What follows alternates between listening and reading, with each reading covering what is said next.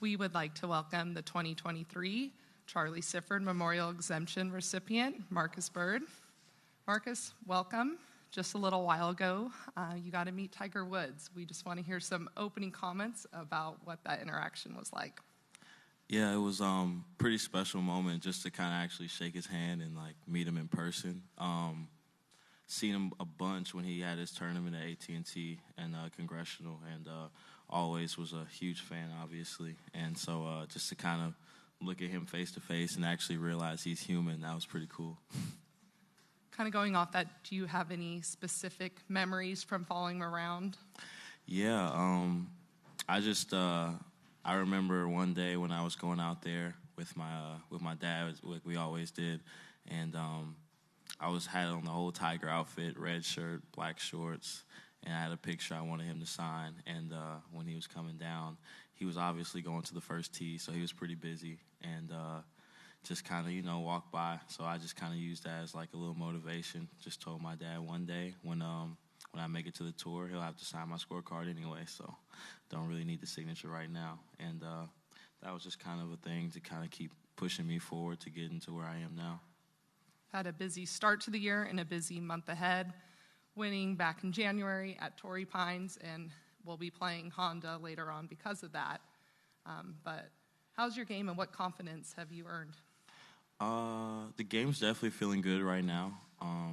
Playing at Torrey Pines under those conditions right after the Farmers, it was definitely a huge advantage to kind of prepare myself for what's coming these next few weeks, playing at Genesis, and then obviously the Honda's a very tough course as well.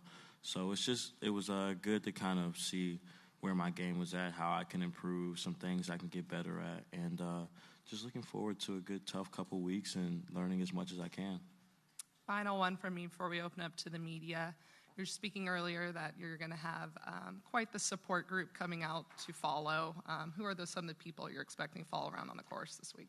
Yeah, my mom, my grandmother, my aunt, my sister, they've been pretty much my lifeline over these last few years, and my mom is one of the strongest. She's the strongest person I know. She's so it's going to be real special having her follow me around this week, and I'm just looking forward to having a good time, smiling, hanging with them. So being on the road, I don't really get to do that as much, so it's going to be pretty awesome. Perfect. For those who have a question, go and raise your hand, and we will get a microphone over to you. And we'll start off over here with Todd. Hey, All right. Hey, Todd. Who's caddying for you this week? This week it'll be Cedric Lamar. He's caddies for David Lingmerth, I think, right now, and he's been on tour for like 25 years, and so it helps out to have some experience this week and really kind of guy who kind of coached me around, and I'll be able to navigate this course this week. Yeah, how did you guys get put together, hooked up? I was talking to another caddy named Nick Jones, and he mentioned Cedric, and I reached out to him, and we knew some people we had in common, and some people from back home in D.C., and it just kind of fit natural, and it's kind of a last-second thing, really, and I was just to have him out here, and it's been awesome these last couple of days, and we talked on the phone before, like I said, and seemed like it'd be a good fit, and I'm just looking forward to it. I think he knows his stuff, and we're going to have a good time this week. Have you heard from the friends and people back at Langston and D.C. about this opportunity, and what does it feel like to you to kind of represent them in this whole thing? Yeah, I have. I mean, more than I can count, honestly. Like, it's the support system that I have back home and over these last few weeks have been absolutely incredible.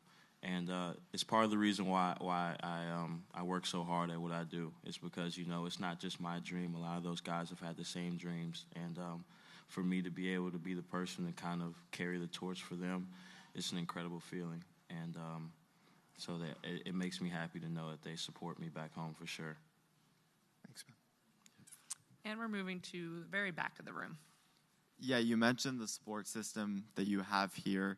Does that help you feel at ease, or does that make you more nervous when you're out on the course? Makes me feel at ease, for sure. I know my mom, she's not going to stop loving me no matter what I shoot out there this week, so that helps. But Yeah, it's just having that comfort, being able to look over my shoulder and see the people who care about me the most, and it's just they get to see me live a dream that I've wanted to do since I was a kid. So it's definitely gonna make things a little easier.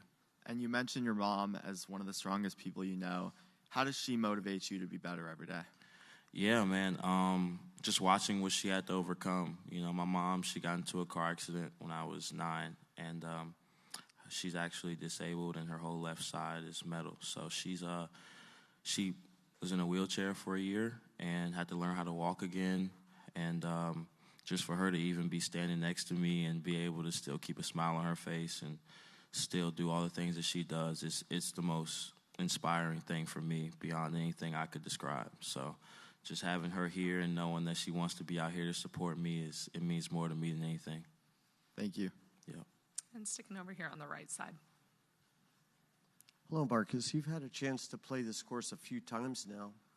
What is your assessment of the course? Where are the challenges for your game specifically?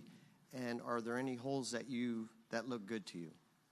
So I have got to play the course a few times. I think the main thing is just picking out good targets off the tee and getting used to the greens. Obviously, being from the East Coast, our greens are a little different. Grass is a little different.